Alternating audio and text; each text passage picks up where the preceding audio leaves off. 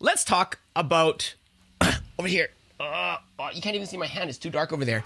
The death of the blog, okay? And why live streaming will take over the internets. The internets. Okay. First of all, let's take a look at the overview of the history of the internets. And I am a dinosaur. Lanny, good to have you here, man. We're going to get you on the show too. Okay. You and Erica? Mwah. Okay. And we won't have like pizza. We'll have something else that's keto friendly, maybe. Yes. So what is happening with the internet? Well, back in the Stone Ages, when I was in university, the internet was just like a baby. Does anybody remember squirrel mail? I don't know if that was a thing everywhere. And I'm always shocked when I see an AOL address, email address show up in my inbox and think it's spam. But, you know, in the early days, hello, Beth, good to have you here. In the early days, the internet was really quite a baby, right? It only had text and really ugly text, like unformatted, simple text, you know, bulletin boards. Forums were great, and a lot of you I met on like DWF forum, which is amazing. And then after, you know, the internet grew up and it got like crawling stages, after text, there were still images. And that was so awesome, except on dial-up modems. What is a dial-up modem? What is a telephone? Okay, but on dial-up modems, the images took forever to load on your screen, right? And so images were okay.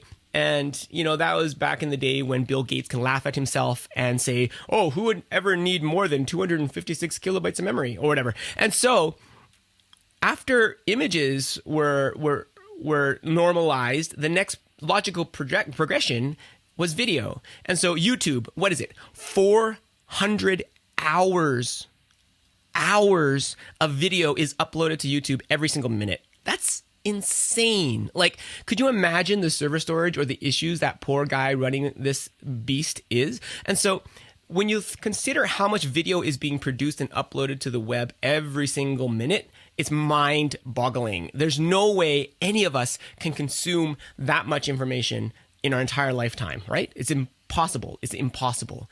Now, let's talk about the next step right now, which is live, okay? And we're going to peek a little bit into the future as well. And so right now, if we're looking at this on a timeline, okay, we started with text in the old days, we went to images, we went to video, and this is kind of like where we are right now. Right in between video and live. Because live's been around for about 2 years, but now it's just starting to formalize. And the crazy thing is that we've had the tools to create video for quite a while now. YouTube's been around for a while. It is the dominant player in the video field. And so right now, there's a whole bunch of tools and technology just trying to catch up with getting people live. And part of the struggle for me to figure out all of this live stuff was the fact that, one, it's actually really easy to go live, right? You just use your phone and you press live, da-da-da, and you're live.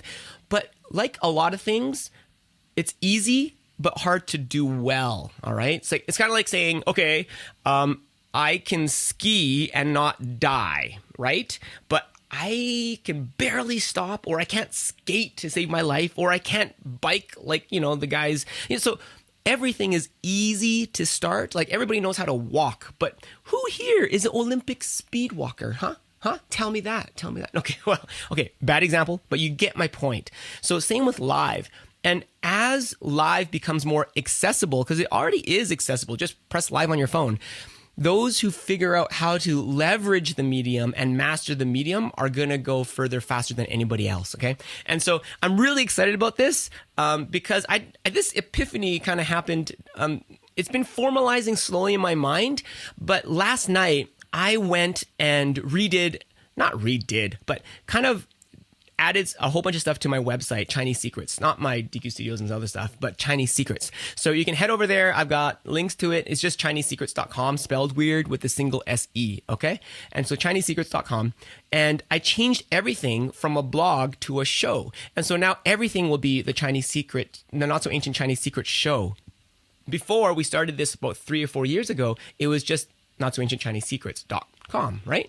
So that was a blog where we would stuff all of our information that we wanted to share with people.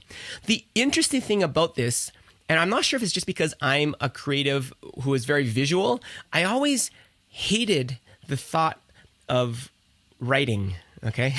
Because it's just not in my nature to be very good at writing and to be able to sit down for hours on end and force myself to write, although I did it, right? And but I really wanted to share stuff that I found that was cool and useful, so I made myself do it.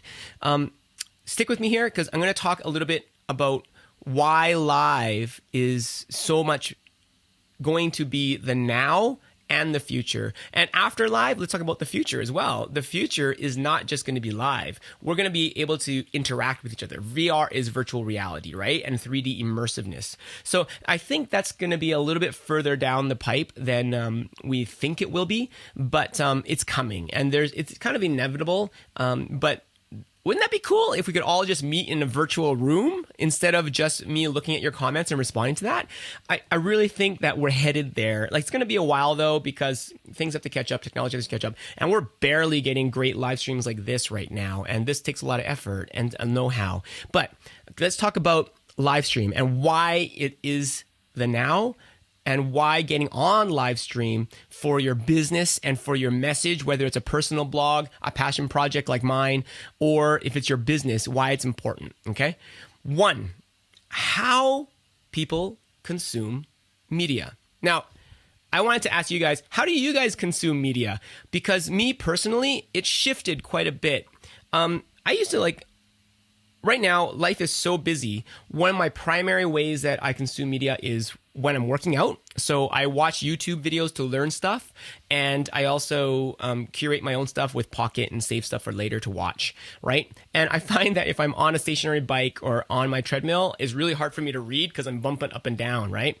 But I can always watch a YouTube video because often I don't need full attention. I can listen to it as well. In the car, I listen to podcasts. Any Tim Ferriss fans out there? Amazing guy. And so there's abilities for us to consume information without having to stare at a screen and immerse ourselves in text, right?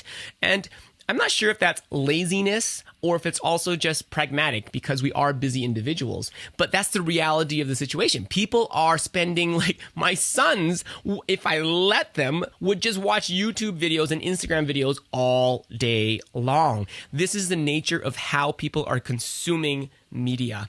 And so video is the it right now. And it's also more engaging. Not only do we have to stimulate our mind by reading, but visually, auditory, everything can immerse us more in a message when we talk about video, if it's done well. All of us have seen the shaky live streams and everything else where there's no content, no message, and we don't want to watch it, right? Okay, let's move on to the next one. I'm going to take a look at some comments right now. Dave, I have terrible English accent. That scares me to go live. You know what, Damon? I totally feel for you too. And you know what, though? What's more important than the accent is the personality. And you have a great personality, and you can't buy that. And so own that in yourself and don't worry about it.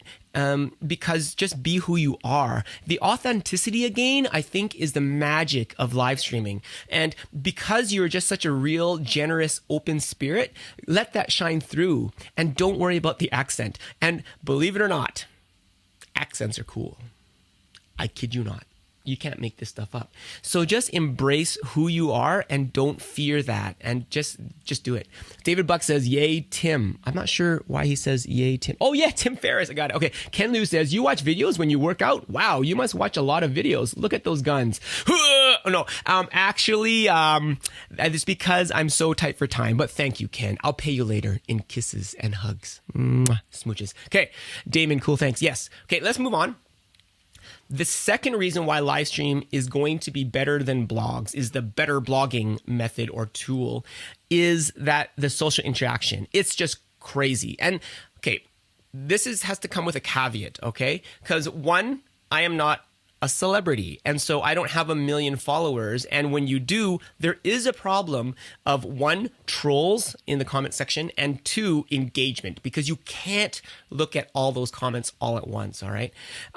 But what I really enjoy about this is being able to, say hi to Simona. And and somebody who's new to the show just today, and be able to interact with somebody who just hopped on and made the effort to comment. And really that so is amazing to me, that somebody we've never met in person, that we can connect on this level here. And so very awesome that live stream is more social to me than any other medium, because I don't have to wait for somebody to get a notification. We can show up at 10 o'clock, hang out with over coffee, and discuss relevant, important topics to creative professionals like ourselves.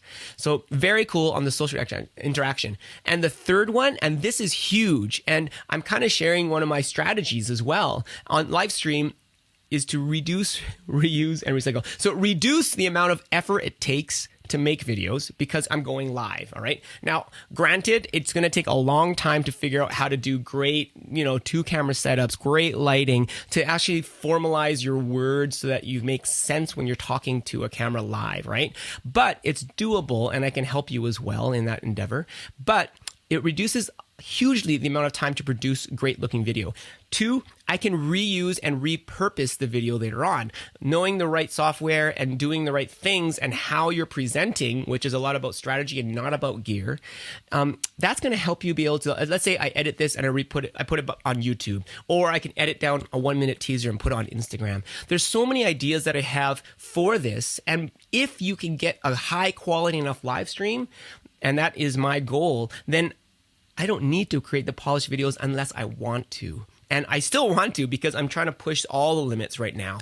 But I find that live stream allows us to reduce the amount of effort, reuse and repurpose the content, and recycle. I mean, recycle is kind of weird, because live streaming, I'm a finite human being, so I will not have brilliant ideas to share with you every day. But what if different people are viewing? I'm growing my audience as well, and we can also recycle ideas in live stream, because it is more of a real interaction, and the other thing is, I can always bring new people in to not only recycle ideas, but to reanalyze ideas and hopefully have deeper thoughts and new insights that we can all share together. And so live streaming, I feel, is really important right now. It's not going to be important tomorrow. It's really important right now. And I could see a lot of people, especially people who have created a blog, like myself. I've spent 4 years and I made Chinese secrets as a passion project on the side. You need to, if you want to stay relevant, if you want people to consume your media, and you need to, I think right now is go live, because this has been amazing to me. As far as all of these things we've just talked about. So let me talk about the comments, and so we can get a discussion going, but please hit me up with any comments you have, any questions you have, because I want this to be a dialogue, because I am thinking a lot about this space and communication and storytelling, and I truly believe that live stream, we all need to get on it. If you're watching this, you should be on it. Beth says, I think there will be a place for a blog or written communication for a while. For example, sometimes I want to skim an article to find the info I need, which is easier than skimming a video. Eventually, they may make video as easily skimmable with keywords, but until that happens, I think there's a place for both. Yes, I don't think, the death of the blog, I think there's always going to be talented people who can write and, one, bring people along for that journey in their writing, and 2, relay their information best in written prose. But even one of my favorite authors, Malcolm Gladwell, you guys probably know the name. I think he wrote like a whole bunch, like What the Dog Saw, David and Goliath, all this other stuff. Brilliant books, Blink. And he started a podcast. And it's not video, but it's a podcast. And it's called Revisionist History. I highly recommend it. And he goes deep into historical events and reanalyzes them with his analytical mind. And it's just genius. And again, I love his writing, but I also love to hear him thinking. And for him to actually interview people and analyze that history with in his own words, in his own voice, is very magical to me. I feel closer to him, even though it's just a podcast, there's no social interaction, than in his writing, which is quite interesting. And this might be a very narrow case use scenario, because he is more of a analytical writer, not a fun kind of writer. I don't know what that means. Okay. And Jean, good to see you here, man. David Buck says, we have a plan to discuss real life business and efficiency, even while working together with my wife and raising 2 small kids who we hope will get bigger. They will get bigger. Hey, that sounds a lot like our life. And totally, this is the format to do it in. And if everybody has a message that's worth sharing, I think Livestream is going to be the it. All right. I have taken enough of your time. And so for all you guys, I do have Livestream Geek. That is a business where I help people live stream. And it's kind of weird because the more I dive in and the more I'm helping people with live streaming, the more I understand that, it is so important. And I think many of us would benefit if we learned how to do this well and do it well now. So that's it for me today. Again, I will be flying on an airplane on Sunday. And so I hope to see you guys when I'm in Colombia, if I can find good enough internets. And so if you guys are going to be in Colombia, I'd love to connect with you guys for reals or maybe have you on the show. That'd be awesome. So Robbie says, I'm trying to process the application that Livestream has for my photography business. Livestream as a method to share images and discuss them seems a little more involved, a bigger ask. For an audience that's a medium like Instagram or something, which to me seems like the most likely blog replacement going forward. Thoughts? Okay, I love that. So Robbie, great ideas. And I want to point out 2 different things that you've put in that question. And one was, how do we leverage Livestream for business, right? And that's some of the strategy that I talk to people about and help them through the business. But I mean, there's many ways that you could nail this one. Like one simple one would be just to talk about your favorite photos and your thought process going through that day as well, right? And how you approach weddings, right? But the reason why I think Livestream would be good is that you can have a more personal connection with your potential target audience, okay? And for some reason, in my own experience, live streams that were recorded live, even if you repurpose them and edit the intros and outros and put them on YouTube, they're more forgiving. People are more forgiving with that versus, if you just put a video made for YouTube up, then it better be not that sucky. I better not say too many ums or whatever, right? So there's a more forgiveness from your audience as well, knowing that it's live, and especially if you can interact with your brides and your grooms. But the second thing is Instagram and how that might replace blogs. The problem I have with Instagram and with Facebook actually, and why am I repurposing for YouTube and things like that, is the temporal nature of the feed, right? And 2, searchability or lack thereof. And so, yeah, there's tags, but once the feed is gone, it's gone pretty much, right? If I look at the stats for my videos that I've made for live stream, typically after a week, there's no more views, right? Not true in YouTube, not true on your website. If you want content that is going to outlast something that is like your Instagram feed, then you need to put it somewhere that it matters. So, okay, when I say the death of the blog, it's not really the blog that is dead. So if you jump onto ChineseSecrets.com, and I've got links in the my initial description of this live stream, then you'll see that I've got all of my past favorite videos on there for you guys to watch. And why did I do that? Why don't I just say, go to my Facebook page? Because then you don't have to scroll all the way down, and nobody does searches for this stuff. And I can categorize.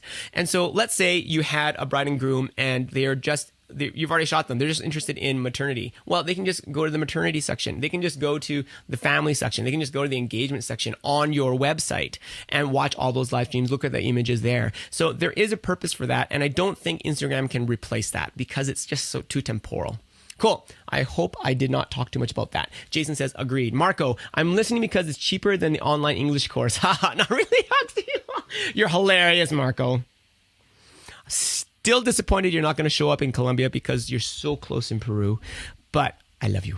Okay. Susanna Barbara is in the house. Good to have you here. Well, I better get going because I do have a couple meetings to go to, but thank you guys so much for being here.